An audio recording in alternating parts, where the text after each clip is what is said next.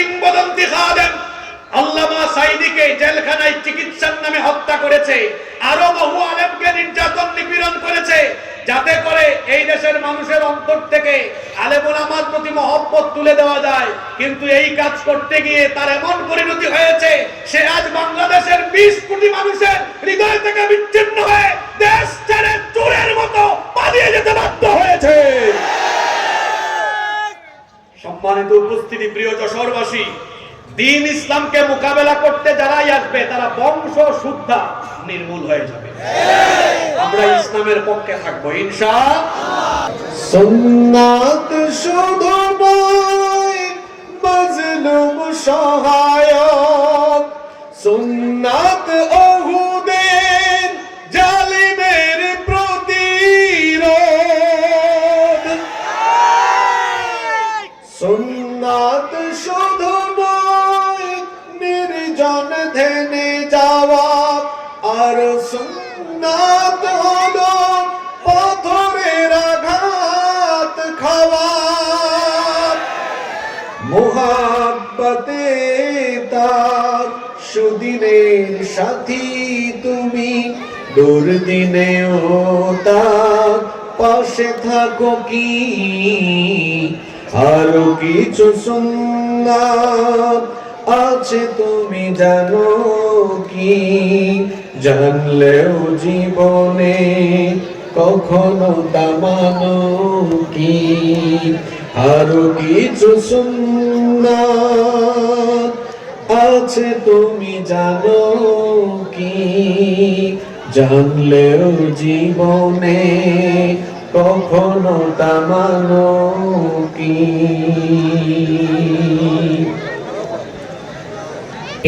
আজকের এই সুন্দর বরকতময় নান্দনিক এবং জান্নাতি এই আয়োজনে আমাদেরকে শামিল হওয়ার তৌফিক যিনি দান করেছেন, গলার আওয়াজ বড় করে সবাই বলেন তো তিনি কে? সেই মহান রবের জন্য হৃদয়ের সবটুকু ভালোবাসা, আবেগ, অনুভূতিকে উজাড় করে দিয়ে খুশি মনে প্রাণবন্ত আওয়াজে উচ্চ কণ্ঠে কালিমাতুশ শুকর আদায় করে আমরা সকলেই পড়ছি আলহামদুলিল্লাহ। আমার সাথে সকলে পড়ুন রব্বানা লাকাল হামদ হামদান কাসীরান তাইয়িবান মুবারাকান ফীহি। সবাই বলুন ইয়া রাব্বি লাকাল হামদু ওয়া লাকাশ শুকরু কামা ইয়ানবাগি লিজালালি ওয়াজহিকা ওয়া আযীমি সুলতানিকা। কেউ চুপ থাকবেন না, সবাই বলেন লাকাল হামদু বিল ঈমান ওয়া লাকাল হামদু বিল ইসলাম ওয়া লাকাল হামদু বিল কুরআন। আমরা প্রশংসা করলাম কার? ফায়দা হয়েছে কার? আল্লাহ না আমাদের? আমরা সবাই মিলে যদি এখানে কোনো ব্যক্তির প্রশংসা করি, তার গুণগান গাই, ফায়দা কি আমাদের না তার? কিন্তু আমরা যখন আল্লাহর প্রশংসা আদায় করি, আল্লাহ তখন খুশি হন, খুশি হয়ে আমাদের আমলনামাকে নেকি দিয়ে পূরণ করে দেন। সুবহানাল্লাহ। শুধু তাই নয়, আমরা যখন আল্লাহ তাআলার জিকির করি, আল্লাহর প্রশংসা করি, আল্লাহ তখন এর চাইতে আরো উত্তম সমাবেশে আমাদের জিকির করেন, আমাদের প্রশংসা করেন। সুবহানাল্লাহ। এই মুহূর্তে আপনারা এখানে আল্লাহর প্রশংসা করলেন, আল্লাহ তাআলা আরশে আজিমে ফেরেশতাদেরকে ডেকেছেন, ডেকে বলেছেন, এই ফেরেশতারা এই মানুষ বানাতে তোমরা আমাকে নিষেধ করেছিলে, বলেছিলে তারা গিয়ে আমার আনুগত্য করবে না, আমার জিকির আজকার, আমার প্রশংসা করবে না। তাকিয়ে দেখো যশোরের সারসার আমলা এলাকার দিকে আমার বানানো, আমার সৃষ্টি করা এই বান্দারা আমার প্রশংসা করছে। এজন্য তোমাদেরকে ডেকে আমি ফেরেশতাদের সমাবেশে আমি আমার এই যশোরের, আমি আমার আমলাইয়ের বান্দাদের প্রশংসা করলাম। সুবহানাল্লাহ। তাহলে আল্লাহর প্রশংসায় আমাদের ফায়দা আছে না নাই? আল্লাহ তাআলার শুকরিয়া আদায়ের পর অসংখ্য অগণিত দুরুদ এবং সালাম পেশ করছি খাতামুন নবিয়্যিন আশরাফুল আম্বিয়া ওয়াল মুরসালিন রাহমাতাল লিল আলামিন নবিয়ুনা ওয়া সাইয়্যিদুনা ওয়া কুদওয়াতুনা মুহাম্মদ মুহাম্মাদুর রাসূলুল্লাহ। আমরা সবাই বলি সাল্লাল্লাহু আলাইহি ওয়াসাল্লামের প্রতি, যাকে আল্লাহ তাআলা আমাদের হেদায়েতের জন্য প্রেরণ করেছেন। আল্লাহুম্মা সাল্লি আলাইহি, আল্লাহুম্মা বারিক আলাইহি। সম্মানিত যশোরবাসী, আজকে দিনের বেলা মাহফিল। দিনের বেলা তো সকলেরই কাজ থাকে, এখন ধান কাটারও সময় চলছে। এই সময়ে ধান কাটার সময় চলতেছে, এজন্য আপনাদের এলাকায় কি 12 মাসে ধান হয় না? ধান লাগানো হয়ে যাচ্ছে। আচ্ছা, যাই হোক, তারপরেও তো দিনের বেলা মানুষের অনেক কাজ থাকে। দিনের বেলা বিভিন্ন কাজ ফেলে রেখে আপনারা সবাই এখানে ছুটে আসলেন কার সন্তুষ্টির জন্য? এই দেশের মানুষ ইসলামকে কত ভালোবাসে, কোরআনকে কত ভালোবাসে, আজকের মাহফিল তার একটি নমুনা, তার একটি প্রমাণ। এখানে যদি কোরআনের মাহফিল না হতো, এই হাজার হাজার নারী পুরুষকে এখানে পয়সা দিয়েও আনা যেত। কিন্তু এখানে আপনারা যারা এসেছেন, আপনাদের কাউকে কি পয়সা দেওয়া হয়েছে? দুপুরের খাবার দেওয়া হয়েছে? খাবারও দেওয়া হয় নাই, টাকাও দেওয়া হয় নাই, বরং আপনারা নিজের গাটের পয়সা খরচ করে নিজের ঘরে খেয়ে দেয়, কেউ বা না খেয়ে ছুটে এসেছেন।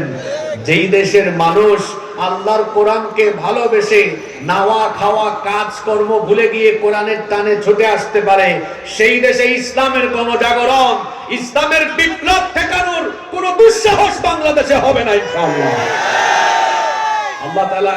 আল্লাহ তাআলা আমাদের সবাইকে ইসলামের জন্য কবুল করে দেন।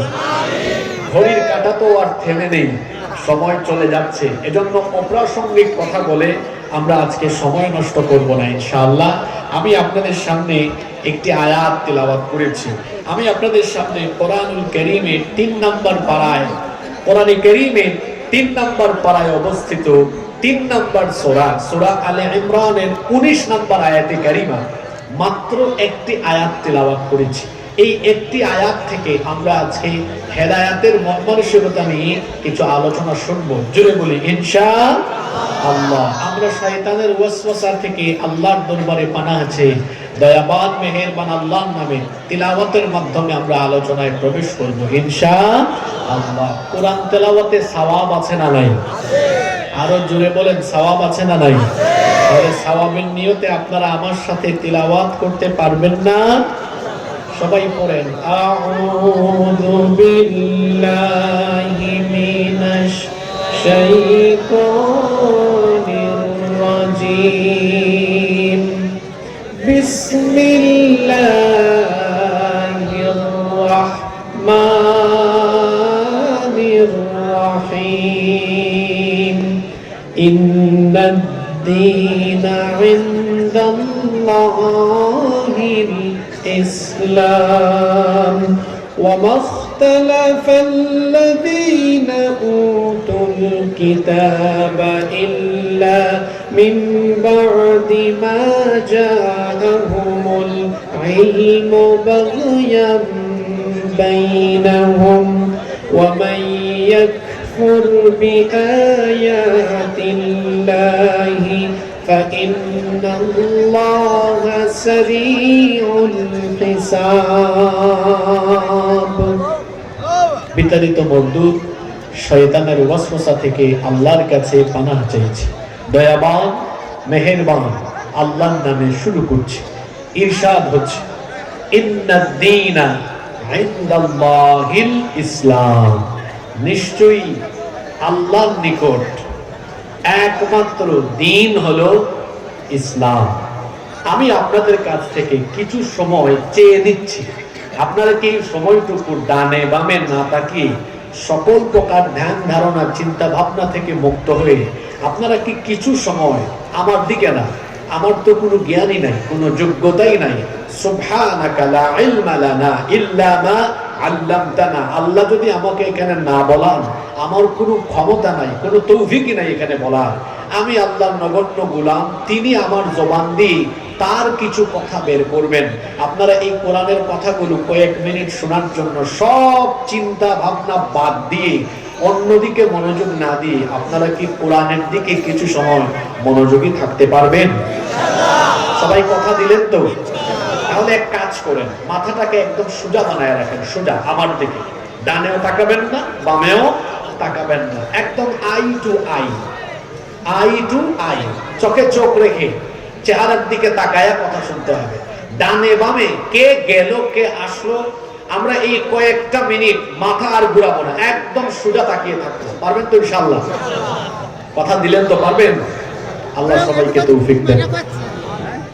খেয়াল করেন, আজকের এই একটা আয়াতের ভেতরে আমাদের হেদায়েতের রাস্তা বলে দেওয়া আছে। সুবহানাল্লাহ পড়বেন না? খুব গুরুত্বপূর্ণ আয়াত। এই আয়াতটি বুঝতে পারলেই আমরা একদম সঠিক পথ, জান্নাতি পথ আমরা আমাদের জন্য চিহ্নিত করে আমরা জান্নাতের পথে পরিচালিত হয়ে যেতে পারবো ইনশাআল্লাহ। আল্লাহ তাআলা বলছেন, কি বলছেন? ইন্নাদ-দীনা ইনদাল্লাহিল ইসলাম, নিশ্চয়ই আল্লাহর নিকটে, আল্লাহর কাছে একমাত্র দ্বীনের নাম হলো। সবাই একটু গলার আওয়াজকে বড় করে সব শক্তি গলার মাঝখানে এনে বলেন তো, আল্লাহর দ্বীনের নাম কি? আরো জোরে বলেন, আল্লাহর দ্বীনের নাম কি? এখানে খেয়াল করুন, শব্দটি হলো দ্বীন।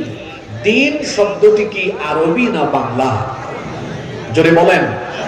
আরবি। আমাদের বাংলাদেশে বেশিরভাগ মুসলমান মনে করে দ্বীন শব্দের অর্থ হলো ধর্ম। এটা হলো অপব্যাখ্যা, এটা হলো ভুল ব্যাখ্যা। দ্বীন শব্দের অর্থ হলো, এটা দানা ইয়াদিনু থেকে এসেছে।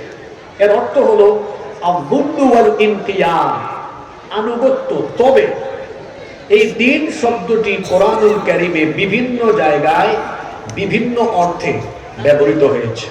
যেমন আপনি যদি কোরআন শরীফ খুলেন, এই যে কোরআন শরীফ উল্টালেই দেখবেন প্রথম পৃষ্ঠায় দ্বীন শব্দটা আছে, আছে না? সূরাতুল ফাতিহা যখন আপনারা পড়বেন সেখানে দ্বীন শব্দটি পেয়ে যাবেন।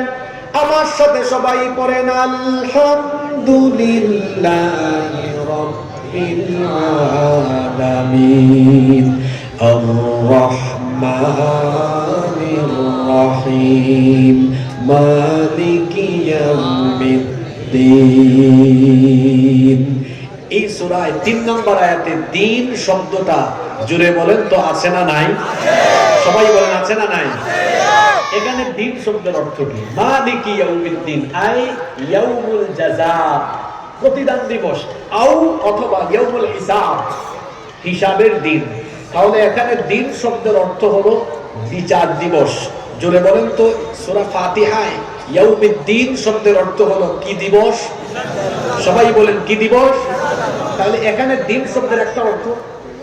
আবার আপনি যখন সূরা বাইয়িনা পড়বেন, সূরা বাইয়িনার 5 নম্বর আয়াতে দ্বীন শব্দটা পাবেন। সেখানে আল্লাহ তাআলা বলেছেন, ওয়া মা উমিরু ইল্লা লিয়াবুদুল্লাহা মুখলিসিনা লাহুদ-দীন হুনাফা ওয়া ইউকিমুস সালাতা ওয়া ইউতুজ যাকাতা ওয়া যালিকা দীনুল কাইয়্যিমা।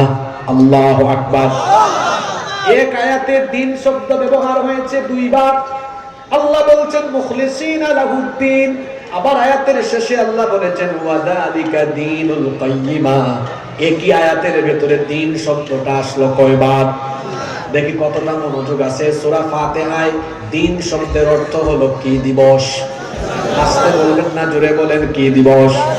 সূরা বাইয়িনার 5 নম্বর আয়াতে আবার আল্লাহ দ্বীন শব্দ দিয়েছেন, ওয়া মা উমিরু ইল্লা লিয়াবুদুল্লাহা মুখলিসিনা লাহুদ-দীন।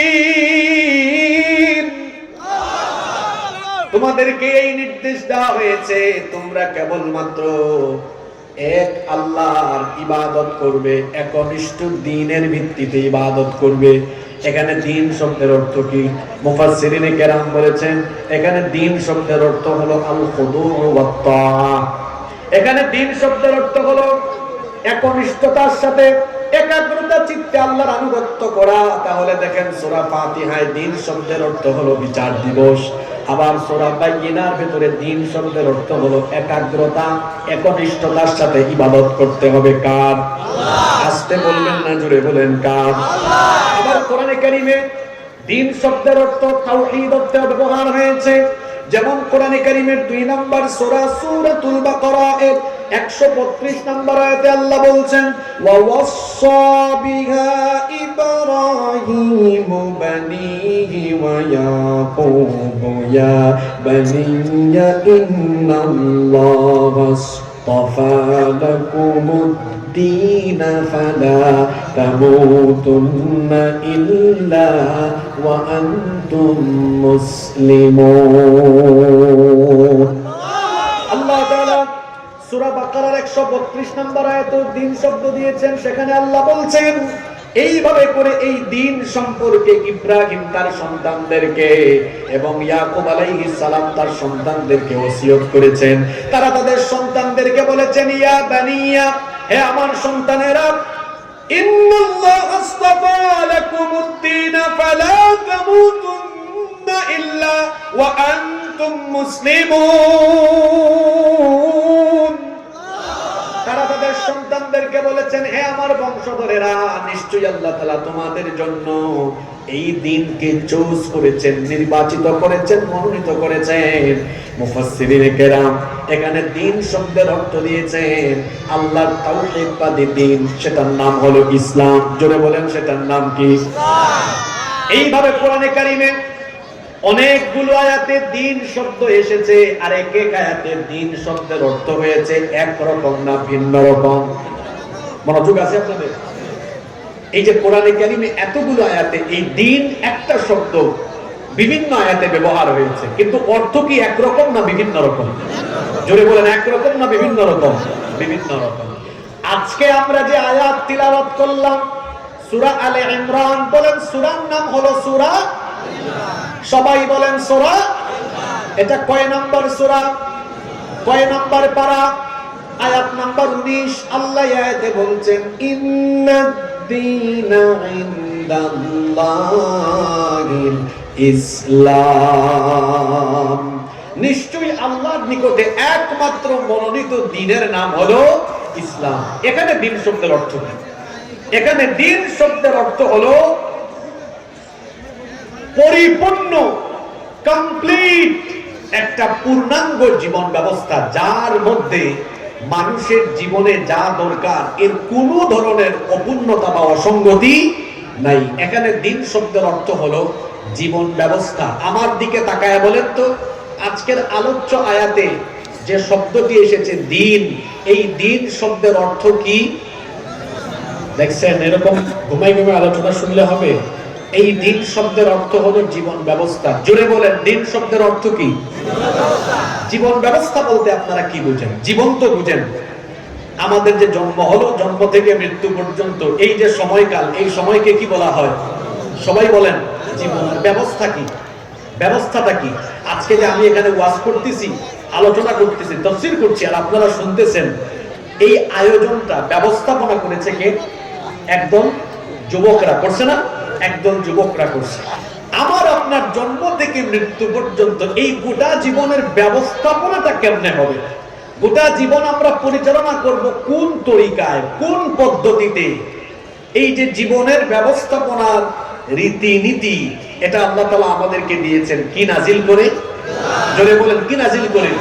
কোরআন নাজিল করে। আল্লাহ তাআলা কোরআন নাজিল করেছেন, কোরআন নাজিলের মাধ্যমে আমাদেরকে সঠিক পথ দেখিয়েছেন, আরেকটি দিন আমাদের জন্য মনোনীত করেছেন, সেই দিনের নাম হলো ইসলাম। এই ইসলাম হলো আমার আপনার জীবনের পরিপূর্ণ জীবন ব্যবস্থা। আমাদের জীবনে যা দরকার সবকিছু ইসলামের ভেতরে আছে না নাই? জোরে বলতে হবে আছে না নাই? আজকের আলোচনার পরেও যে ব্যক্তি তার কথাবার্তার লাইন ঠিক করবে না, তা আমি বুঝবো এই ব্যক্তি এমন যার অন্তরে মোহর পড়ে গিয়েছে আসলে। কারণ যে বুঝদার তারা এক কথায় বোঝানো যায়, যে বুঝে না তারা 100 কথায় বোঝানো যায় না। তাহলে দিন শব্দের অর্থ কি ধর্ম না জীবন ব্যবস্থা? কথা বললেন না। দিন শব্দের অর্থ ধর্ম না জীবন ব্যবস্থা? বাংলাদেশে আর দিন শব্দের অপব্যাখ্যা আমরা করতে দিব না ইনশাআল্লাহ। ধর্ম কি? ধর্ম শব্দের অর্থ, ধর্ম তো বাংলা। ধর্ম মানে কি? ধর্ম মানে ধারণ করা। ধর্ম মানে হলো ধারণ করা। যেমন আগুন, আগুন কি ধারণ করে? খুব তেজ ধারণ করে। এজন্য আমরা বলি আগুনের ধর্ম হলো পুড়িয়ে ফেলা। পানির ধর্ম কি? পানির ধর্ম ভিজায় ফেলা। পানির ধর্ম কি? তো যা ধারণ করে তার নাম ধর্ম। পানির ধর্ম ভিজায় ফেলা, আগুনের ধর্ম পুড়িয়ে ফেলা। দিন শব্দের অর্থ ধর্ম নয়। দিন শব্দের অর্থ হলো জীবন ব্যবস্থা, অর্থাৎ আমার জন্ম থেকে নিয়ে মৃত্যু পর্যন্ত আমার জীবন কেমনে চলবে সবকিছু ইসলামে আছে না নাই? আমার ব্যক্তি জীবন কেমনে চলবে ইসলামে আছে না নাই? আমার পরিবার কেমনে চলবে ইসলামে আছে না নাই?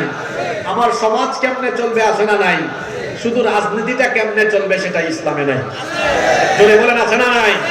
বাংলাদেশে এমন কিছু বেয়াদব তৈরি হয়েছে যারা মসজিদের মিম্বরে খতিব সাহেবদেরকে শিখায় দেয়, মাহফিলের প্যান্ডেলে হুজুরদেরকে শিখায় দেয় হুজুর রাজনীতি করবেন না, অথচ সে মাহফিলে অতিথি হয়ে এসে হুজুরের আগে 5 মিনিট বক্তব্য রেখে সে তার রাজনৈতিক বয়ান দিয়ে যায়, কিন্তু হুজুরকে বলে আপনি রাজনৈতিক কথা বলবেন না, যেন রাজনীতি তার বাপদাদার সম্পদ। রাজনীতি হুজুররা বলবে না তো কে বলবে? রাজনীতি ইসলামের ভেতরে আছে না নাই?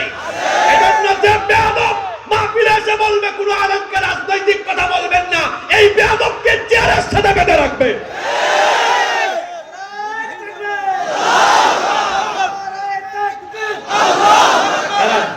এই বেটা আমার সামনে এরা পড়ে না খুব একটা, আমার সামনে আসলে যদি পড়ে আর কি কোনো সময় তারে বলবো তুই আউযুবিল্লাহ বিসমিল্লাহকে মানুষের সামনে শুদ্ধ করে পড়।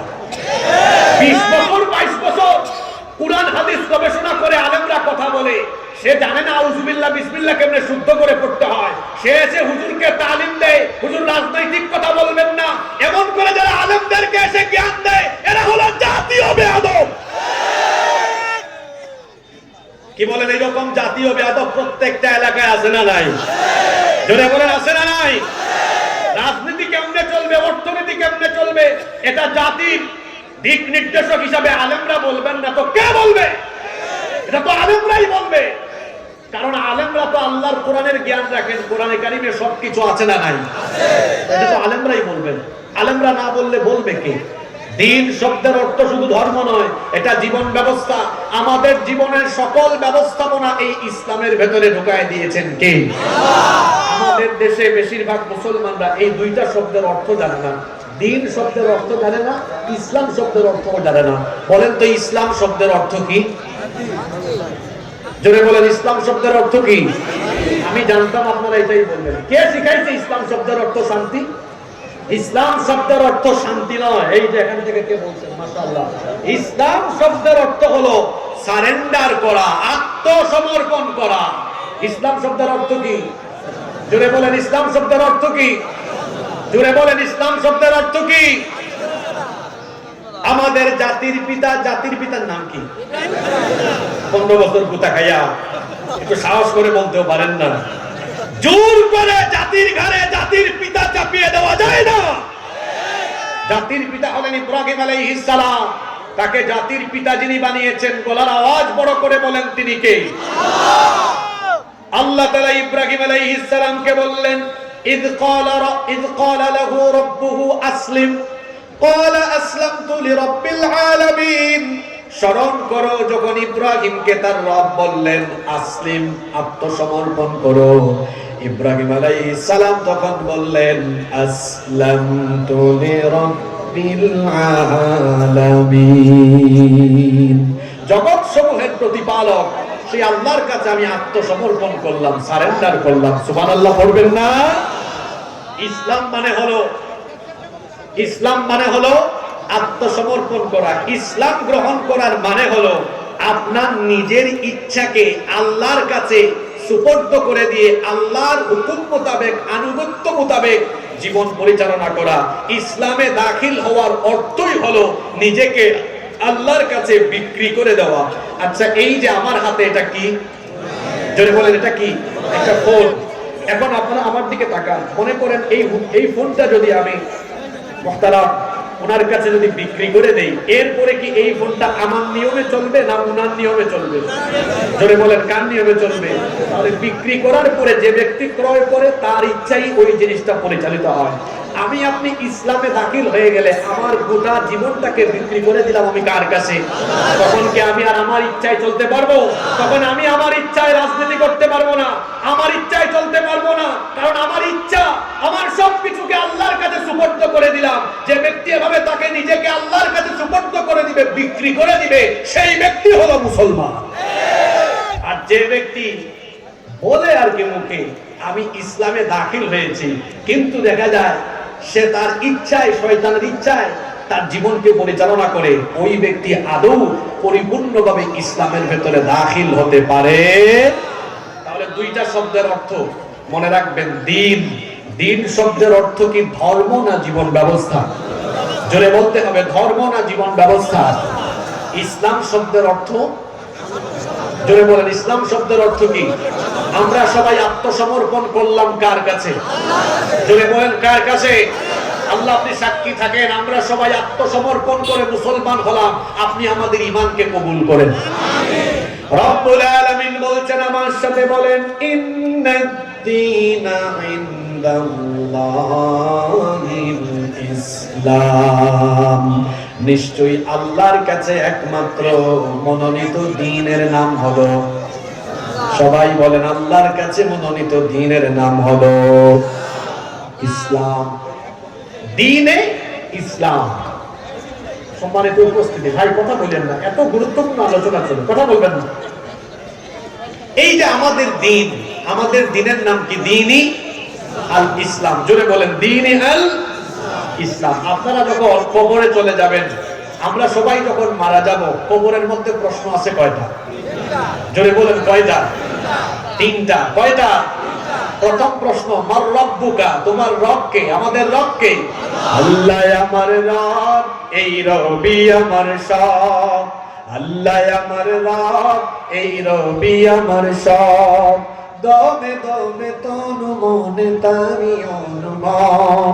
আল্লাহ আমার রব, এই রবি আমার সব। বলেন আল্লাহু আকবার। প্রথম প্রশ্ন, রবের নাম কি? মার রব্বুকা, আমাদের রব কে? দুই নম্বর প্রশ্ন কি? মা দীনুকা, বলেন মা। সবাই বলেন মা। তাইলে দ্বীনের প্রশ্নটা কবরেও আছে না নাই? জোরে বলেন, আছে না নাই? যারা পৃথিবীতে দ্বীন ইসলাম মোতাবেক জীবনের সবকিছু পরিচালনা করে নাই, তারা কবরে গিয়ে দ্বীনের নাম বলতে পারবে না। লেনিন, কার্ল মার্কস, মাও জেদুং, আব্রাহাম লিঙ্কনের পদ্ধতি গ্রহণ করে যারা অর্থনীতি, রাজনীতি পরিচালনা করে, সে দ্বীন ইসলামের পরিচয় দিতে পারবে না। কেবলমাত্র যারা আল্লাহর জমিনে আল্লাহর দ্বীন কায়েমের সংগ্রাম করে, তারাই এই দ্বীন শব্দের, দ্বীন প্রশ্নের উত্তর দিতে পারবে। তাহলে কবরেও দ্বীনের প্রশ্নটা আছে না নাই? সেই দিন আমরা জবাব দিব দ্বীনি আল ইসলাম। কবরে এই প্রশ্নের উত্তর দিতে হলে দুনিয়াতে নিজের দ্বীন ঠিক করতে হবে, দুনিয়াতে নিজের দ্বীন ঠিক করতে হবে। তাহলে বলেন তো, দুনিয়াতে আমাদের দ্বীনের নাম কি? এই রকম আওয়াজে হয়। আমি, আমার বাড়ি তো সিলেটে, 360 আউলিয়ার এলাকার মানুষ, হযরত শাহজালাল রহমাতুল্লাহ আলাইহির রুহানি সন্তান। আমরা যেটা বলি স্পষ্ট করে, খুব উঁচা গলায় বলি, দুর্বল মুসলমান আমি দেখতে পারি না। যেটা বলবেন পুরুষ মানুষের মতো পুরুষত্বের লক্ষণ প্রকাশ করে একেবারে উঁচা গলায় বলবেন, পারবেন তো ইনশাআল্লাহ? মহিলারাও লজ্জা পাবে আপনাদের এই পুরুষত্ব দেখে। বলেন তো, আমাদের দ্বীনের নাম কি?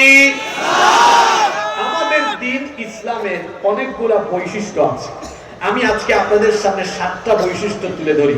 আমাদের দ্বীন ইসলামের 7টা বৈশিষ্ট্য আজকে আমরা শুনবো। জোরে বলেন তো, কয়টা? 1 নাম্বার 1, পারলে নোট করেন, অমুসলিমদের মাঝে দাওয়াতি কাজ করবেন।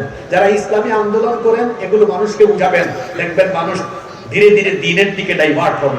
1 নাম্বার বৈশিষ্ট্য, আমাদের দ্বীন হলো দ্বীনুন রব্বানিয়াহ।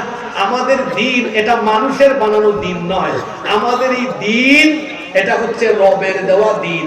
আমাদের দ্বীন কার দেওয়া? জোরে বলেন, কার দেওয়া? আমাদের দ্বীনের ভেতরে কোন জিনিস কি, কোন মানুষ, কোন ব্যক্তি, কোন ফেরেশতা বা কোন নবী রাসূল কি আমাদের দ্বীনের ভেতরে কিছু ঢুকাই দিয়েছেন? জোরে বলতে হবে, ঢুকাই দিয়েছেন না। বরং আমাদের দ্বীনের সকল রীতিনীতি যার তরফ থেকে এসেছে তিনি কে? আমাদের দ্বীন ইসলামের প্রথম বৈশিষ্ট্য হলো, এই দ্বীন হচ্ছে দ্বীনে রব্বানিয়া, এটা রবের দেওয়া দ্বীন। এই দিনের ভেতরে যা কিছু আছে সবকিছু আল্লাহ দিয়েছেন, আর আমাদের সকল কাজ হলো আল্লাহমুখী, আল্লাহকে সন্তুষ্ট করার জন্য আমরা সকল কাজ করি।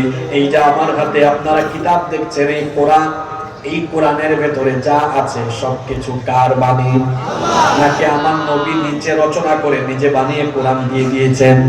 আল্লাহ তাআলা বলেছেন, ওয়া মা ইয়ানতিকু আনিল হাওয়া ইন হুয়া ইল্লা ওয়াহয়ুন ইউহা। আমার নবী তার মনোবৃত্তির অনুসরণ করে কোনো কথা বলেন না। নবী তাই বলেন যা ওহী হিসাবে তার কাছে আসে, আর ওহী যার তরফ থেকে নবীর কাছে আসে তিনি কে? এটা দ্বীনুল রাব্বানিয়া, এটা রবের দেওয়া দিন। মানুষের তৈরি করা কোনো বিধান, আইন কানুন এই দিনের ভেতরে, জোরে বলেন, আছে? দুই, ভালো করে বৈশিষ্ট্যগুলো শুনেন। এক নম্বর, আমাদের দিনের বৈশিষ্ট্য হলো, এটা হলো রব্বানিয়া। জোরে বলেন, এই দিনের প্রথম বৈশিষ্ট্য কি? সবাই বলেন রব্বানিয়া।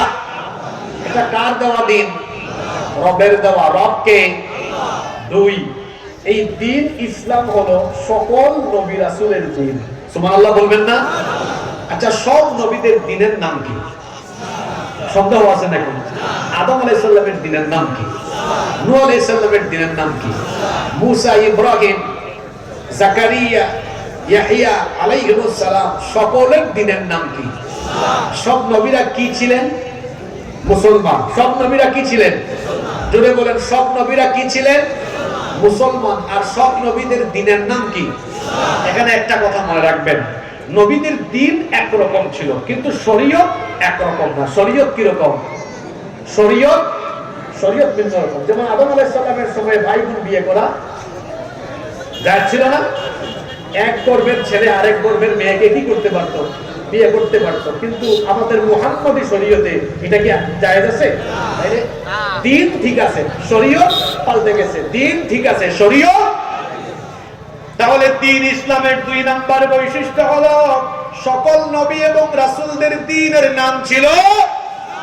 আর জুড়ে বলেন, রব্বুল আলামিন কোরআনুল কারীমের 42 নম্বর সূরা সূরাতুশ শুরা এর 13 নম্বর আয়াতে বলছেন, শারা'a লাকুম মিনাদ-দীনি মা ওয়াসসা বিহি নূহান ওয়াল্লাযী আওহাইনা ইলাইকা ওয়া মা ওয়াসাইনা বিহি ইব্রাহিম ওয়া মুসা ওয়া ঈসা আন আকিমুদ-দীন ওয়া লা তাতাফাররাকু ফীহি। আল্লাহ তাআলা বলছেন, তোমাদের জন্য সেই দিনকে বিধিবদ্ধ করে দেওয়া হয়েছে যা ইতিপূর্বে নূহ আলাইহিস সালামকেও দেওয়া হয়েছিল। ও নবী, তোমার প্রতি সেই ওহী নাজিল করা হচ্ছে যেরকম ওহী এর আগে আপনার পূর্বে ইব্রাহিমের কাছে, মুসার কাছে, ঈসার কাছে, পূর্ববর্তী পয়গম্বরদের কাছে ওইভাবে ওহী প্রেরণ করা হয়েছে। আর সবার উপরে আল্লাহর হুকুম ছিল একরকম, আন আকিমুদ্দিন। সবাইকে আল্লাহ বলেছেন, আমার জমিনে আমার দিন কায়েম করো। এই জমিন কার? আসতে বলবেন না, জোরে বলেন, জমিন কার? এই জমিনে আইন চলবে কার? আল্লাহর জন্য সব নবীকে এক রকম হুকুম দিয়েছে। আল্লাহ সব নবীকে বলেছেন, সকলের দিন একরকম, দিনের নাম ইসলাম। এই জমিন হলো আমার, এই জমিনে আমার দিন ইসলামের বিধান কায়েম করো। এই হুকুম সকল নবী এবং রাসূলদেরকে যিনি দিয়েছেন, গলার আওয়াজ বড় করে সবাই বলেন, তিনি কে? দিন ইসলামের দুই নম্বর বৈশিষ্ট্য হলো, এটা সব নবীদের দিন। সব নবী রাসূলদের দিনের নাম কি? তিন নম্বর বৈশিষ্ট্য শুনেন, দিন ইসলামের তিন নম্বর বৈশিষ্ট্য হলো, এটা হলো বিজয়ী দিন। কিয়ামত পর্যন্ত ইসলাম বিজয়ী থাকবে, কেউ ইসলামকে পরাজিত করতে পারবে না। ইসলাম এসেছে কিয়ামত পর্যন্ত বিজয়ী থাকবার জন্য। আল্লাহু আকবার। এজন্য আল্লাহ তাআলা বলছেন, ওয়াল্লাযী আরসালা রাসূলাহু বিল হুদা ওয়া দীনিল হক লিইয়ুযহিরাহু আলা দ্দীনি কুল্লিহি ওয়ালাউ কারিহাল মুশরিকুন। সূরা সাফের 9 নম্বর আয়াত আল্লাহ তাআলা বলছেন তিনি হচ্ছেন সেই সুমহান সত্তা যিনি তার রাসূলকে হেদায়েত আর দ্বীনে হক হলো ইসলাম। আল ইসলামু হাক্কুন ওয়াল কুফরু বাতিলুন। ইসলাম হলো হক, ইসলাম হলো, আল্লাহ বলছেন সেই দ্বীনে হক ইসলাম দিয়ে আল্লাহ তার নবীকে পাঠিয়েছেন যাতে করে পৃথিবীতে যত মত পথ আইন কানুন আদর্শ আছে সবকিছুর কবর দিয়ে ইসলামকে যেন সবকিছুর উপরে তিনি বিজয়ী করতে পারেন। এই জন্য দ্বীনে হক দিয়ে নবীকে যিনি পাঠিয়েছেন তিনি কে? আল্লাহ তার নবীকে দুনিয়া থেকে তুলে নেওয়ার আগে তিনি কি সেই নবীকে ইসলামের বিজয় দান করেননি? জোরে বলেন করেননি? আল্লাহ কি তার নবীকে মক্কা বিজয় দেননি? জোরে বলেন দিয়েছেন কিনা? আল্লাহ যেভাবে তার নবীকে দিয়েছেন ঠিক তেমনি আল্লাহ কোরআনে ওয়াদা করেছেন, আল্লাহ কোরআনে ওয়াদা করেছেন ওয়ালাল আখিরাতু খায়রুল লাকা মিনাল উলা ওয়ালা সাওফা ইউতিকা রাব্বুকা ফাতারদা। পূর্ববর্তী সময়ের চাইতে ইসলামপন্থীদের জন্য, মুসলমানদের জন্য আগামীর দিন উত্তম হবে, আগামীর দিন সুন্দর হবে, উর্বর হবে। এই কথাগুলো আমরা বিগত কয়েক বছর বলেছিলাম। জুলুম নির্যাতন সহ্য করেন, জুলুমের পরে ইসলামের বিজয় আসবে। এখনো ইসলামের বিজয় সত্যিকার অর্থে আসেনি। হয়তো আমরা জুলুম থেকে মুক্ত হয়েছি, কিন্তু এই দেশে ইসলাম কায়েমের আগ পর্যন্ত আমরা এইভাবে লড়াই করে যাব। জোরে বলেন ইনশাআল্লাহ। ইসলাম বিজয়ী থাকবে। ইসলামকে পরাজিত করার কোনো ক্ষমতা পৃথিবীর কারো, জোরে বলেন আছে? ইসলামকে পরাজিত করতে যারা আসবে তারা 14 গোষ্ঠী নির্মূল হয়ে যাবে। আমার দেশে এক ফ্যাসিবাদী মহিলা বড় চেষ্টা করেছে, শীর্ষ পর্যায়ের আলেম ওলামাদেরকে কষ্ট দিয়েছে, নির্যাতন করেছে, এমনকি কুরআনের কিংবদন্তি খাদেম আল্লামা সাঈদীকে জেলখানায় চিকিৎসার নামে হত্যা করেছে, আরো বহু আলেমকে নির্যাতন নিপীড়ন করেছে, যাতে করে এই দেশের মানুষের অন্তর থেকে আলেম ওলামার প্রতি মহব্বত তুলে দেওয়া যায়। কিন্তু এই কাজ করতে গিয়ে তার এমন পরিণতি হয়েছে, সে আজ বাংলাদেশের 20 কোটি মানুষের হৃদয় থেকে বিচ্ছিন্ন হয়ে দেশ ছেড়ে চোরের মতো পালিয়ে যেতে বাধ্য হয়েছে। সম্মানিত উপস্থিতি, প্রিয় যশোরবাসী, দ্বীন ইসলামকে মোকাবেলা করতে যারাই আসবে তারা বংশ শুদ্ধা নির্মূল হয়ে যাবে। আমরা ইসলামের পক্ষে থাকবো ইনশাআল্লাহ। আপনারা কি শুধু স্লোগান দিবেন নাকি পয়েন্টগুলো একটু মুখস্থ করে যাবেন? এখন কথা কয় না, মুখস্থ করবেন তো? দ্বীন ইসলামের এখন পর্যন্ত কয়টা বৈশিষ্ট্য বললাম? 3টা। দেখি কারা মনে রাখছেন। 1, আমাদের দ্বীন হচ্ছে দ্বীনুন রব্বানিয়া, এটা রবের দেওয়া দ্বীন। 2 নম্বর কি বলেছি? সকল নবী রাসূলদের দ্বীনের নাম কি? দ্বীন। ইসলাম হলো বিজয়ী দ্বীন। 4, এটা হলো চূড়ান্ত দ্বীন, এটা হলো চূড়ান্ত দ্বীন। এর বাইরে আর কোনো দ্বীন নাই, পথ নাই, মত নাই। জীবন পরিচালনার জন্য একমাত্র পথ এবং মতের নাম হলো ইসলাম। জীবন পরিচালনার জন্য একমাত্র পথ এবং মতের নাম কি? আরো জোরে বলেন কি? যে ব্যক্তি ইসলাম বাদ দিয়ে অন্য কোন পথ মত বা আদর্শ গ্রহণ করে জীবন পরিচালনা করবে, সেই ব্যক্তি দুনিয়াতে লাঞ্ছনার জীবন পাবে, আখিরাতে সেই ব্যক্তি ক্ষতিগ্রস্ত হয়ে জাহান্নামে যাবে। এজন্য রব্বুল আলামিন কোরআনে কারীমের 3 নম্বর সূরা আলে ইমরানের 85 নম্বর আয়াতে বলছেন, ওয়া মান ইয়াবতাগি গায়রাল ইসলামি দীনান ফালান ইউকবালা মিনহু ওয়া হুয়া ফিল আখিরাতি মিনাল খাসিরিন। আল্লাহ তাআলা বলছেন, যে ব্যক্তি ইসলাম ছাড়া অন্য কোন পথ মতকে গ্রহণ করে জীবন চালাবে, আল্লাহ সেটা গ্রহণ করবেন না, সেই ব্যক্তি ক্ষতিগ্রস্ত হবে, অর্থাৎ দুনিয়াতে লাঞ্ছনার জীবন পাবে, আখিরাতে তাকে যিনি শাস্তির সম্মুখীন করবেন, জোরে বলেন তিনি কে? আমার দিকে তাকান, কথাগুলো খেয়াল করে শুনেন। পৃথিবীতে আল্লাহ তাআলা প্রথম নবী আদম আলাইহিস সালাম থেকে নিয়ে শেষ নবী আমাদের নবী মুহাম্মদুর রাসূলুল্লাহ সাল্লাল্লাহু আলাইহি ওয়াসাল্লাম পর্যন্ত যত নবী রাসূল পাঠিয়েছেন সকল নবীদের দ্বীনের নাম কি? কিন্তু আমাদের নবীর আগে অন্যান্য নবীদের যে শরীয়ত ছিল সকল শরীয়তকে আল্লাহ তাআলা রহিত করে দিয়ে আমাদের নবীকে দেওয়া শরীয়তকে আল্লাহ তাআলা চূড়ান্ত হিসাবে মনোনয়ন করে দিয়েছেন, চূড়ান্ত হিসাবে মনোনীত করেছেন। এই দিন ছাড়া, এই শরীয়ত ছাড়া অন্য কোনো কিছু গ্রহণ করে দুনিয়ার জীবন চালাবে যারা, দুনিয়া আখিরাতে ক্ষতিগ্রস্ত হয়ে যাবে তারা। এজন্য আল্লাহ নবী বলেছেন, শোনো, ওয়ালাউ কানা মূসা হাইয়া, যদি এখন মূসা নবীও জীবিত থাকতেন, মা ওয়াসিআহু ইল্লা তাবাই, মূসা নবীও তিনি আমার অনুসরণ করে আমার উম্মত হতেন। আল্লাহু আকবার। এই হাদিসটি বাইহাকি শরীফে এবং মুসনাদে আহমদের মধ্যে বর্ণিত হয়েছে। আল্লাহর নবী বলেছেন, আমি দুনিয়াতে চলে এসেছি, এখন যদি মূসা নবীও দুনিয়াতে আসেন, তাহলে মূসা নবীও আমার দ্বীন অনুসরণ করতে হবে, আমার পথ মত অনুসরণ করতে হবে।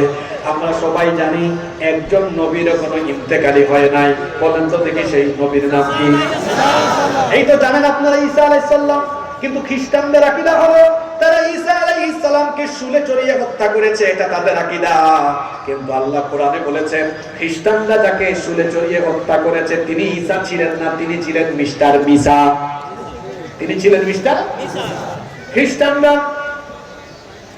ঈসা আলাইহিস সালামকে হত্যা করার জন্য ঘরের চারপাশ অবরোধ করলো। তারপরে যখন তারা ঘরে ঢুকলো, ঈসা আলাইহিস সালামকে আল্লাহ তারা ঘরে ঢোকার আগে আসমানে উঠায় নিয়েছেন, সুবহানাল্লাহ। এরপরে তাদেরই মধ্য থেকে একজনকে আল্লাহ ঈসা নবীর সুরত দিয়ে দিলেন।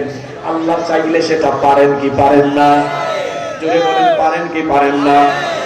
সৈন্যদের মধ্যে একজনকে আল্লাহ তাআলা ঈসা নবীর সুরত দিয়ে দিলেন। বাকিরা সবাই তারে ধরল। সে বলে, কিরে আমারে ধরস কেন? কয় তুই ঈসা? কয় আমি ঈসা না, আমি মিসা। কয় তুই ঈসা না মিসা? এটা তো আমরা বুঝেছি, তুই ঈসা না হলে ঈসার মতো তোর চেহারা কেন? সেই সৈন্যকে তারা ধরে, তারা মনে করেছে এটা ঈসা, দিয়ে শুলে চড়িয়ে তারা হত্যা করেছে। কিন্তু তারা যাকে হত্যা করেছে এটা ঈসা না মিসা। আসল ঈসাকে তুলে নিয়েছেন কে? আল্লাহ তাকে আবার দুনিয়াতে পাঠাবেন, কারণ তিনি জীবদ্দশায় দোয়া করেছিলেন, আল্লাহ তুমি আমাকে আখিরি নবীর উম্মত বানিয়ে দিও, কারণ অন্যান্য নবীদের চাইতে, অন্যান্য নবীর উম্মতের চাইতে এই নবীর উম্মতের মর্যাদা কম না বেশি? ঈসা আলাইহিস সালামের দোয়া আল্লাহ কবুল করেছেন, তাকে আল্লাহ আসমানে উঠায় রেখেছেন। দাজ্জাল পৃথিবীতে আসার পরে যখন গোটা পৃথিবীতে তাণ্ডব লীলা চালাবে, সেই দাজ্জালকে হত্যা করার জন্য ঈসা আলাইহিস সালামকে আবারও দুনিয়াতে পাঠাবেন কে?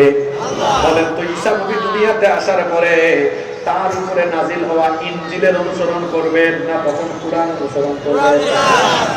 কি অনুসরণ করবেন?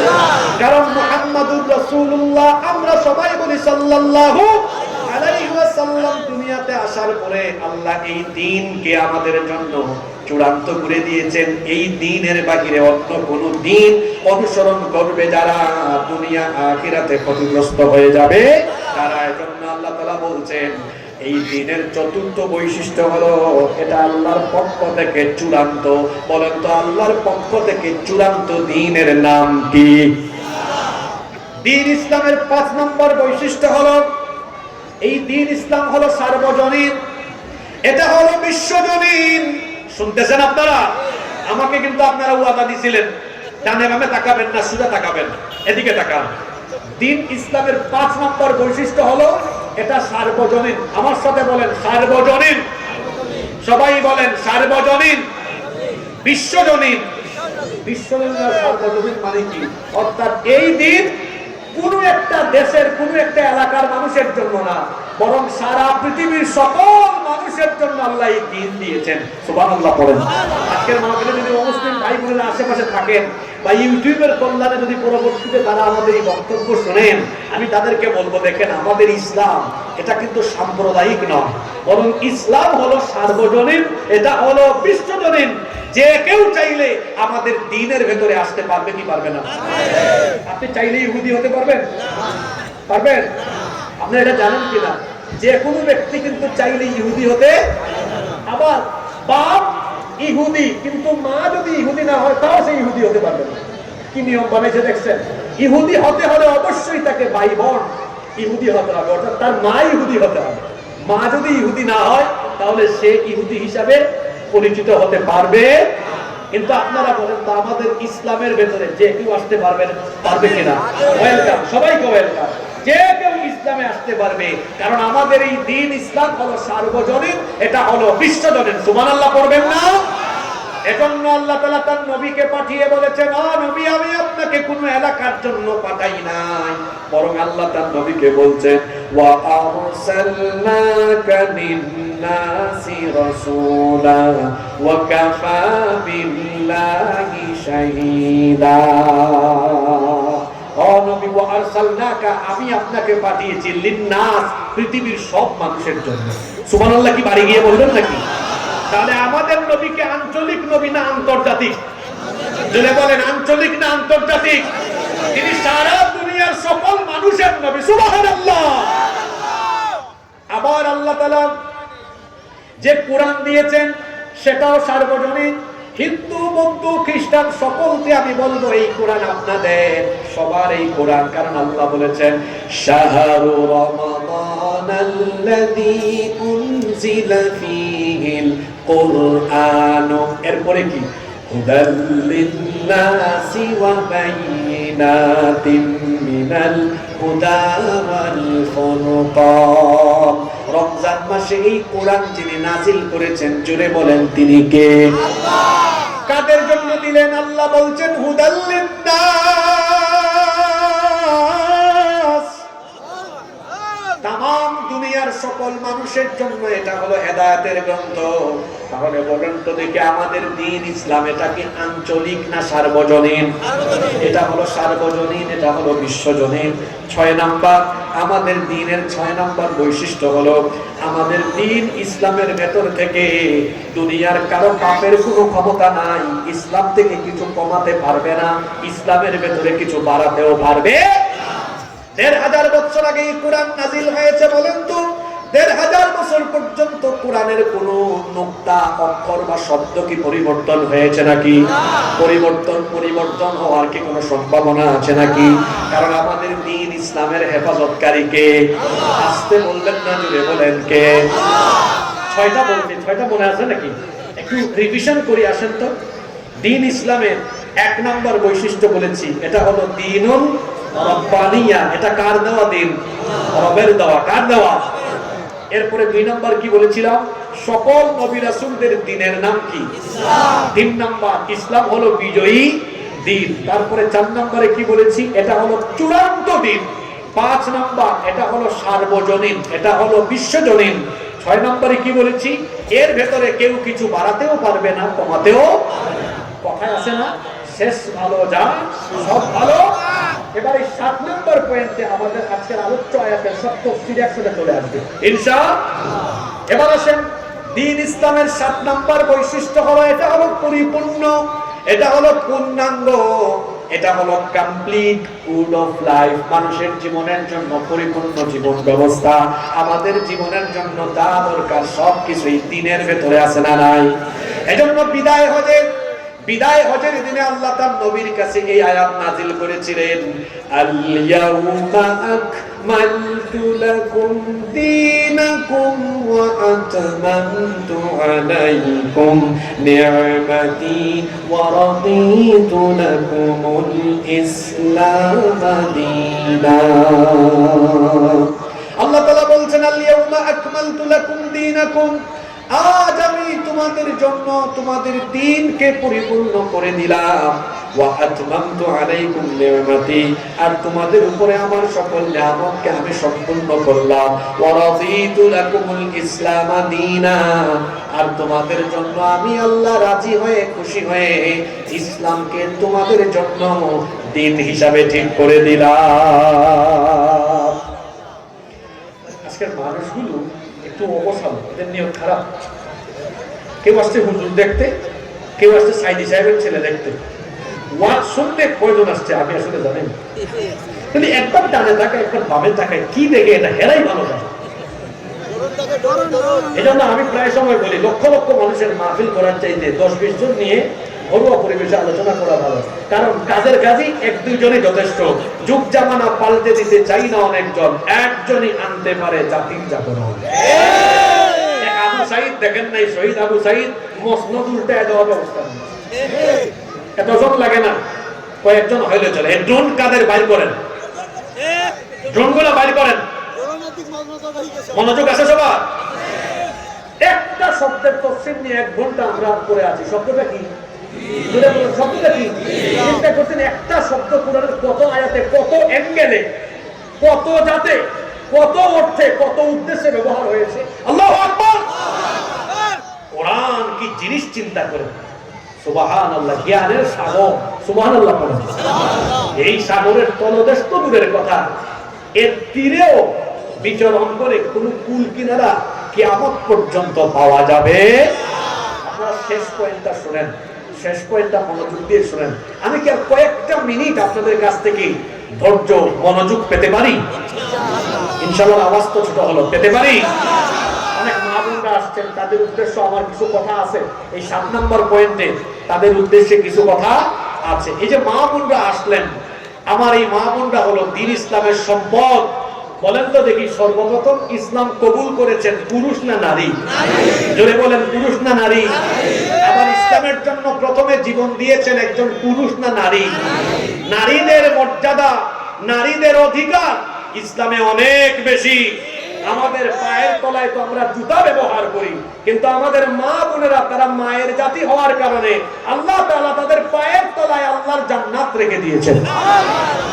আমার মা বোনদেরকে বলবো, দ্বীন ইসলামকে নিজের জীবনের একমাত্র জীবন ব্যবস্থা হিসেবে গ্রহণ করতে হবে। এই দ্বীনে যা বলা হয়েছে এর বাহিরে যাওয়া যাবে।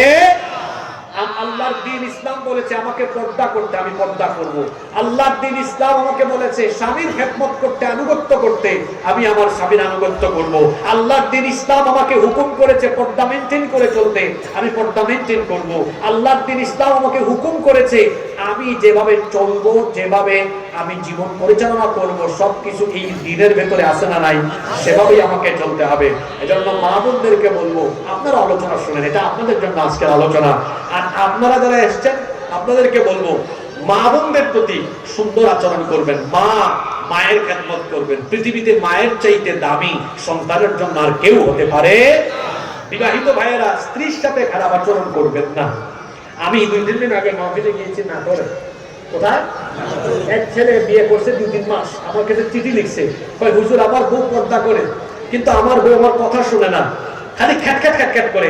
এখন আমি তাকে তালাক দিয়ে দিব। ইন্না লিল্লাহি ওয়া ইন্না ইলাইহি রাজিউন। আমি তারে বললাম, ভাই তুমি তো বউ কন্ট্রোল করতে পারো না, তোমার বউ রাগারাগি করে তো কি হয়েছে, তুমি তাকে একটু সুন্দর করে বলো, ওগো বউ, তুমি যখন স্বাভাবিক থাকো তখন তোমাকে যতটা সুন্দর লাগে, রাগলে তোমাকে তার চেয়ে আরো সুন্দর লাগে। আর রাগ থাকবে? যদি বলেন থাকবে? আর তো রাগ থাকবে না। আপনি খেট খেট কইরা তার রাগ কমাইতে পারবেন না। নারীদের মন, নারীরা হলো, ওই যে আমি প্রায় সময় বলি, নারীরা হলো প্রজাপতির মতো। প্রজাপতি চিনেন না আপনারা? এটাকে আস্তে ধরলে উড়ে যায়, জুড়ে চেপে ধরলে মরে যায়। তো নারীদেরকে আপনি একটু চাপাচাপি করেন না। চাপাচাপি করলে তারে আপনি আনতে পারবেন না, লাইনে আনতে পারবেন না। একটু সুন্দর করে বলেন, রাগারাগি করে খ্যাট খ্যাট করে তো বলেন, আচ্ছা তুমি যখন রাগ করো তখন কিন্তু তোমাকে দারুণ লাগে, আরো বেশি কিউট লাগে, আরো সুন্দর লাগে, আর রাগ করবে না। করবে? করবে না। আপনার বউ রান্না করেছে, মজা হয় নাই, বলবেন না খ্যাট খ্যাট করে মজা হয় নাই, বলবেন তুমি যে মজা করে রান্না করছো, আমার তো মনে হয় এই আইটেম পরের বেলায় যদি আর কখনো রান্না করা, আমি খাইতে খাইতে পাগল হয়ে যাবো। দেখবেন অটোমেটিকলি পরের বার রান্না করলে এটা অনেক মজা হবে। আর যারা বউয়ের সাথে খারাপ আচরণ করে, এদের চেহারা খারাপ।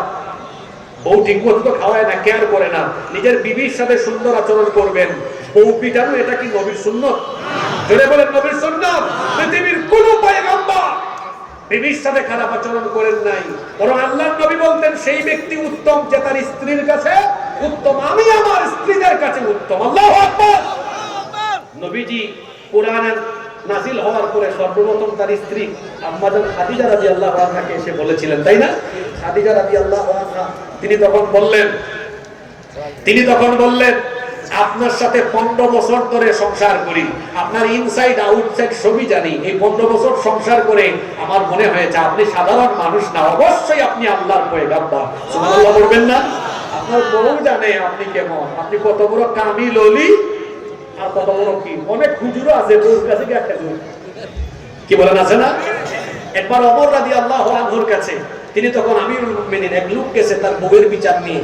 সে যখন বাড়ির কাছে গিয়েছে, শুনছে ওমর রাদিয়াল্লাহু আনহু তার বউয়ের সাথে একটু হয় না, হাজবেন্ড ওয়াইফের মধ্যে আলাপ আলোচনা। তিনি এগুলো শুনে চলে যাচ্ছেন। ওমর রাদিয়াল্লাহু আনহু বলেন, এই তুমি কোথায় যাও? তখন ওই লোক বলতেছে, হুজুর আমি যে সমস্যা নিয়ে আসছি এই সমস্যা আপনি কেমনে সমাধান করবেন, কারণ এই সমস্যা আপনি নিজেও আছেন। তো বিবির সাথে কখনো খারাপ আচরণ করবেন। আল্লাহ আমার ভাইদেরকে তৌফিক দান করুন। মা বোনরাও খেয়াল রাখবেন। 7 নম্বর বৈশিষ্ট্য বলছি, এটা পরিপূর্ণ, এটা পূর্ণাঙ্গ। আমাদের জীবনে যা দরকার সবই দিনের ভেতরে আছে না নাই? এজন্য আল্লাহ তাআলা বলেছেন, কথাগুলো খেয়াল করেন, ইসলামে দাখিল হতে হলে পূর্ণাঙ্গ ভাবেই দাখিল হতে হবে, অর্ধেক হবে না, এমনটা হতে পারে না। এজন্য আল্লাহ বলছেন, ইয়া আইয়ুহাল্লাযীনা আমানু দুখুলু ফিস-সিলমি কাফা ওয়া লা তাত্তাবি'ু খুতুওয়াতিশ শাইতান ইন্নাহু লাকুম আদুউম মুবিন। একটু 2 মিনিট আপনারা নীরবতার সাথে বসেন, আযান শেষ হলে আমরা কথা কন্টিনিউ করব ইনশাআল্লাহ।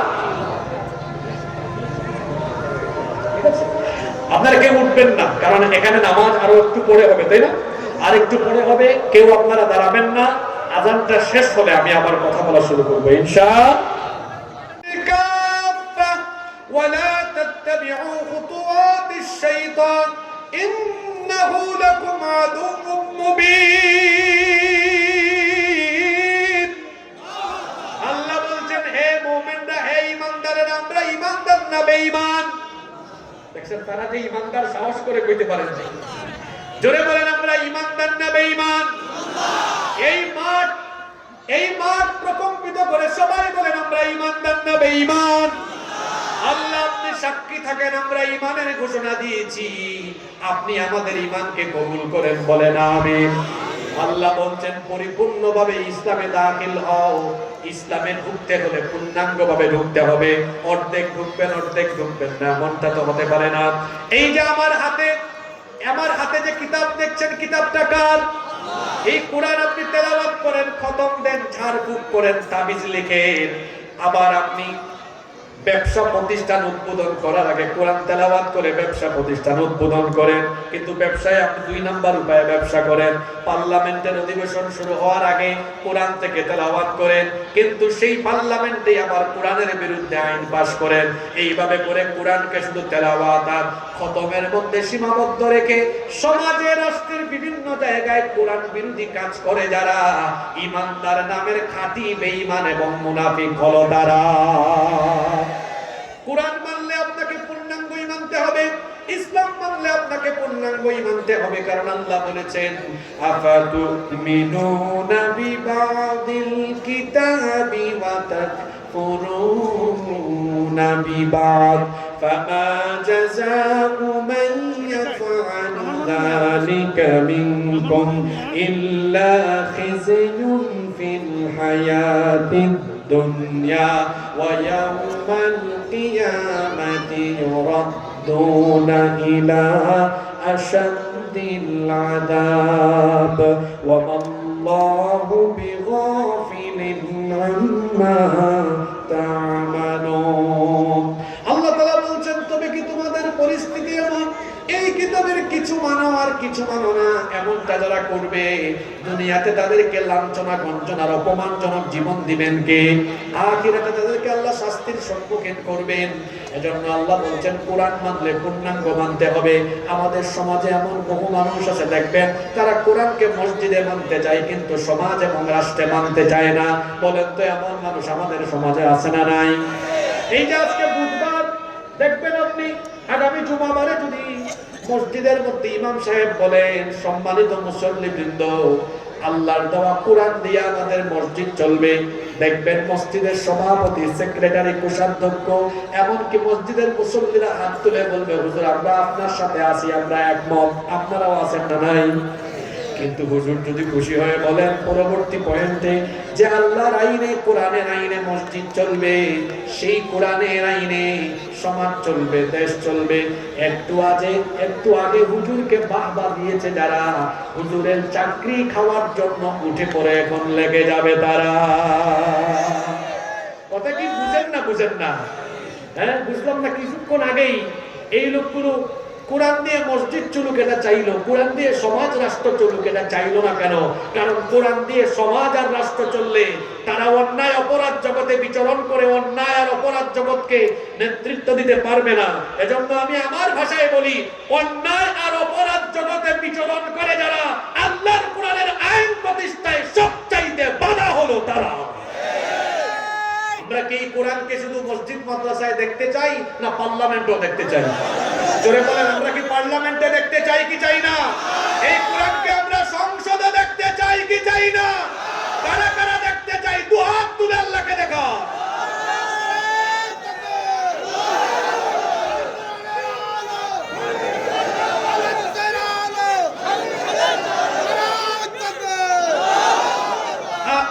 এখন আমার কথা শোনেন, আমি আপনাদেরকে দুইটা বিষয় বলবো সংক্ষিপ্ত সময়ে। এই দুইটা কথা বলে আমি শেষ করবো ইনশাআল্লাহ। আসলে আপনি যাই বলেন, আমরা মানুষ তো, আমাদের হাসলত, আমাদের স্বভাব হলো স্বার্থ আছে যেদিকে আমরা আসি, লাভ আছে যেদিকে আমরা আসি। আপনারা কি নাই? আপনারা না থাকলে নাই, আমি আছি। লাভ আছে যেদিকে আমি আসি সেই দিকে। কোরআনের রাষ্ট্র প্রতিষ্ঠা হলে আমার লাভ, আপনার লাভ, দেশের সকল মানুষের লাভ। এই একটা লাভ থেকে আমি দুইটা লাভের কথা আজকে বলবো। কয়টা লাভের কথা বলবো? জোরে বলেন, কয়টা লাভের কথা বলবো? সবাই বলেন কয়টা? আরো জোরে কয়টা? দুইটা কি? দুইটা কি? কিসের লাভ? কোরআনের রাষ্ট্র প্রতিষ্ঠা হলে কয়টা লাভ? ভাই, আপনি যতই ওয়াজ করেন, মানুষের পেটে খাবার না দিলে আপনি মানুষকে ঠান্ডা করতে পারবেন?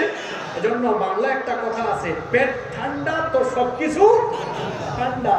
পেট ঠান্ডা না থাকলে কোনো কিছু ভালো লাগে না। আমার প্রিয় যশোরবাসী এবং আমার বাংলাদেশের প্রিয় জনগণ, আমি সবাইকে বলি, যদি এই বাংলাদেশে কোরআনের পার্লামেন্ট, কোরআনের রাষ্ট্র গঠন হয়, এই দেশে না খায়া একজন মানুষও থাকবে না, সকলের পেটে খাবার থাকবে, ক্ষুধামুক্ত, দারিদ্র্যমুক্ত বাংলাদেশ প্রতিষ্ঠা হবে ইনশাআল্লাহ।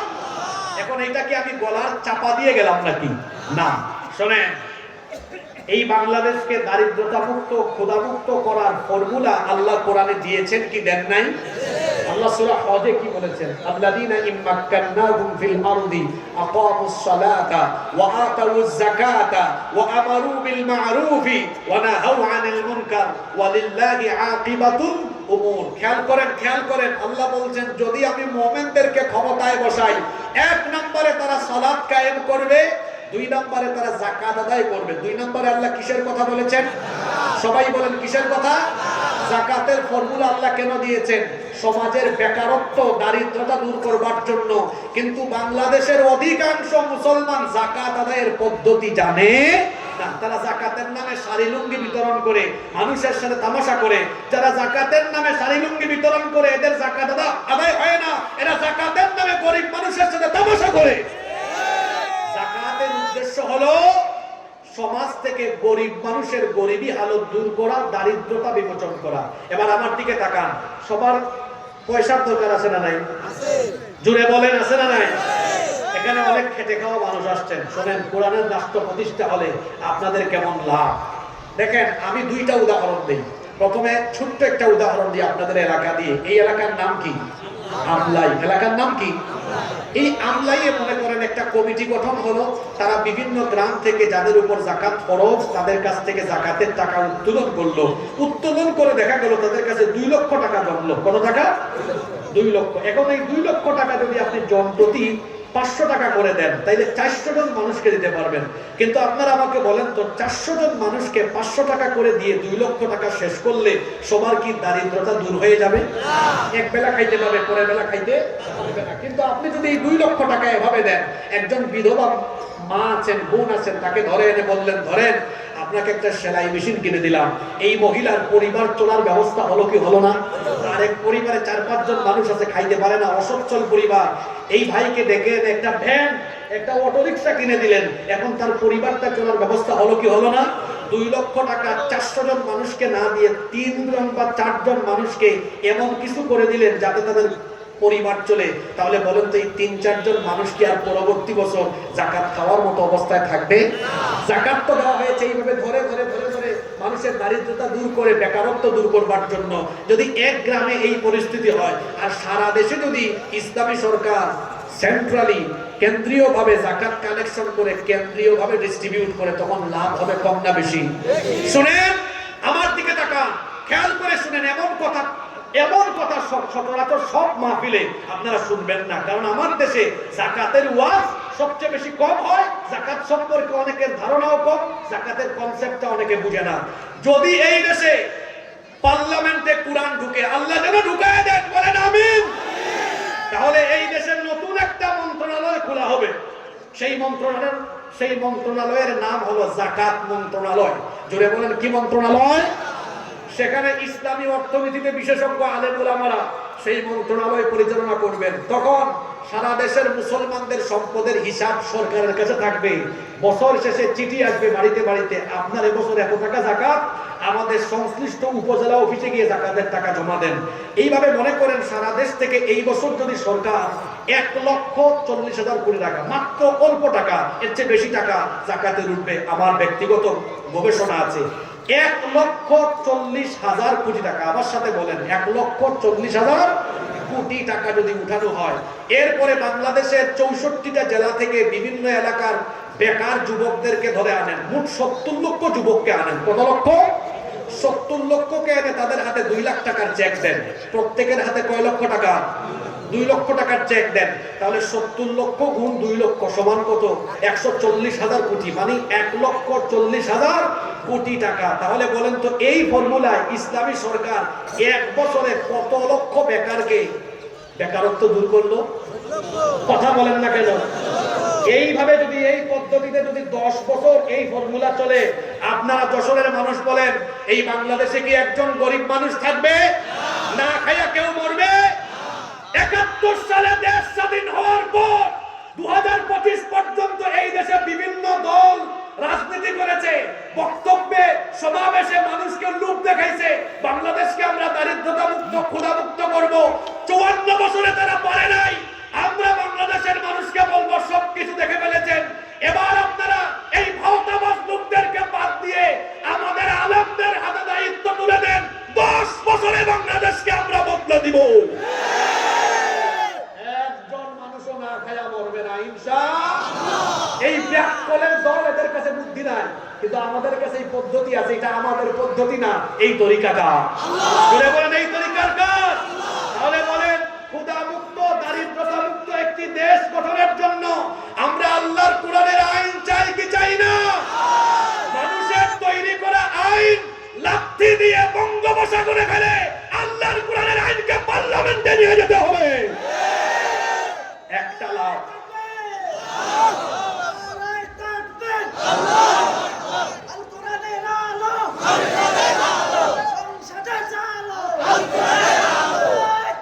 শেষ কথা বলে যায় যশোরবাসী, এটা আজকে আমার যশোরের এবছরের শেষ মাহফিল। আল্লাহ বাঁচাইলে হয়তো আগামীতে দেখা হবে ইনশাআল্লাহ, যদি আল্লাহ বাঁচান আর কি। শেষ কথা বলে যায়, কোরআনের পার্লামেন্ট গঠন হলে 1 নম্বর ফায়দা, আমি আপনাদেরকে অনুরোধ করে যাই, আমি তো আপনাদের এলাকায় প্রতিদিন এই কথাগুলো বলতে পারবো না, এই 2টা কথা আপনারা ঘরে ঘরে দাওয়াত দিবেন মানুষকে। মানুষ এটাই চায়, খাবার চায়, কি চায়? বুঝাবেন যে কোরআন প্রতিষ্ঠা হলে খাবারের কোনো অভাব হবে না ইনশাআল্লাহ। ঘরে ঘরে খাবার পৌঁছে যাবে, কোনো গরিব থাকবে না, কোনো গরিব থাকবে না, বেকার কেউ থাকবে না, সকলের কর্মসংস্থান হবে আল্লাহর দেওয়া যাকাতের ভিত্তিতে ইনশাআল্লাহ। 1 নম্বর লাভ। আর একটা লাভের কথা বলছি না, 2, এটা ভালো করে শুনেন। 54 বছর ধরে তারা আইন বানাইছে, দেশ থেকে চুরি কমাবে, ডাকাতি কমাবে, সেনাবাহিনী টহল দেয়, পুলিশ টহল দেয়। তাও বলেন তো, গত কয়েক দিনে বাংলাদেশে চুরি, ডাকাতি, ছিনতাই, সন্ত্রাস কমছে না বাড়ছে? 54 বছর ধরে আপনারা পারতেছেন না। পারবেন কেমনে? কারণ আপনাদের আইন এমন আইন, আপনারা চোর, ডাকাত, ছিনতাইকারী, ধর্ষণকারীকে ধরে কয়েক মাস পরে আবার জেল থেকে বের করে দেন। এই আইন দিয়ে আপনারা পারবেন না। আপনারা আলেমদের হাতে দায়িত্ব দেন। কোরআন দিয়ে যখন বিচারাঙ্গন, কোর্ট কাছারি চলবে, চোর চুরি করলে অপরাধ প্রমাণ হবে, যখন এক চোরের হাত কেটে দেওয়া হবে, এক বিচার দেখে দেশের সব চোর তারের মতো সুদা হয়ে যাবে। চুরি কমাইতে পারতেছেন না, আপনারা পারবেন না, আপনারা ব্যস্ত, আমাদেরকে দায়িত্ব দেন। আমরা আলেমরা পারবো ইনশাআল্লাহ। কি মনে হয়, একটা চোরকে ধরে এখানে হাত কাটেন তো, চুরি করবে, ও চুরি করার আগে তার চোখের সামনে ভাসবে, হায় হায় হায়, চুরি করলেই তো হাত কাটা হয়। ধর্ষণ বেড়েছে, আমার বোনেরা স্কুল কলেজ বিশ্ববিদ্যালয়ে নিরাপদে যেতে পারে না। একটা ধর্ষণকারীকে কুরআন দিয়ে শাস্তি দেন, দেশের সবগুলা লুট্টা আর বদমাশ তারের মতো সুদা হয়ে যাবে। 2 নাম্বার পয়েন্ট, কুরআন প্রতিষ্ঠা হলে এই দেশে দ্বীন ইসলাম প্রতিষ্ঠা হলে অন্যায় অপরাধ দিন দিন কমবে না বাড়বে? জোরে বলেন, কমবে না বাড়বে? তাহলে আমরা মানুষের আইন বাংলাদেশে চাই না কুরআনের আইন চাই? আর আমরা বলেন কার আইন? এবার আসেন, গতকাল বাগেরহাটে অনেক হিন্দুরা মাহফিলে আসছে, আমারা তারা প্রশ্ন করছেন, হুজুর আপনি যে বলেন ইসলাম কায়েম হলে মানুষ গরিব থাকবে না, এরপরে অন্যায় অপরাধ কমবে, এখন আমাদের স্বার্থের কথা বলেন, আমরা যে হিন্দু, আমরা অমুসলিম, আমাদের কি হবে? আপনাদের এলাকায় অমুসলিম আছে না নাই? আমি আমার অমুসলিম ভাই, কত মাহফিলও আসছে তারা, আমি আমার অমুসলিম ভাই বোনদেরকে বলি, মায়ের কোলে শিশু যেমন নিরাপদ, ইসলামী রাষ্ট্রে মুসলমানদের কাছেও আপনারা নিরাপদ। 54 বছর ধরে আপনাদেরকে নিয়ে বিভিন্ন গোষ্ঠী রাজনীতি করে আর তাদের স্বার্থের কারণে আপনাদেরকে বলি দেয়। ইসলাম প্রতিষ্ঠা হলে এই সুযোগ কেউ পাবে না। আপনারা আপনাদের ধর্ম পালন করবেন, কারণ আল্লাহ আমাদেরকে শিখিয়েছেন কোন ধর্মের উপাস্যকে গালি দিও না, কোন অমুসলিমের উপর জুলুম করিও না। নবী শিখিয়েছেন কোন অমুসলিমদের উপাসনালয়ে হামলা চালাইও না। সুতরাং আমাদের দ্বীন ইসলাম এটা মানবতার দ্বীন। যদি এই দ্বীন বাংলাদেশে প্রতিষ্ঠা হয়, আপনারা আপনাদের ধর্ম পালন করবেন, আপনাদের উপাসনালয়ে আপনারা উপাসনা করবেন, আপনারা এই দেশের নাগরিক হিসাবে সম্মানের সাথে এই দেশে বসবাস করবেন। কারো বাপের ক্ষমতা নাই আপনাদের সাথে অসদাচরণ করার। ইসলাম কায়েম হলেই আপনারা এই দেশে আরো নিরাপদে থাকবেন ইনশাআল্লাহ। তাহলে আল্লাহর কাছে একমাত্র দ্বীনের নাম কি? জোরে বলেন, ইন্নাদ দীনা ইনদাল্লাহিল ইসলাম। এই ইসলামেই আছে শান্তি, এই ইসলামেই আছে মুক্তি। ইসলাম ছাড়া শান্তি নাই, ইসলাম ছাড়া মুক্তি। আমরা তো সবাই বাংলাদেশে শান্তি চাইতেছি, মুক্তি চাইতেছি, আপনারা চান কি চান না? মানবতার মুক্তির জন্য, শান্তির জন্য, সমৃদ্ধির জন্য আসুন আল্লাহর দ্বীন ইসলামকে আমরা ঘর থেকে নিয়ে শুরু করে পার্লামেন্ট পর্যন্ত সব জায়গায় এই দ্বীন ইসলামকে প্রতিষ্ঠার জন্য আমরা ঐক্যবদ্ধ হয়ে কাজ করি। আল্লাহ সবাইকে কবুল করে নেন।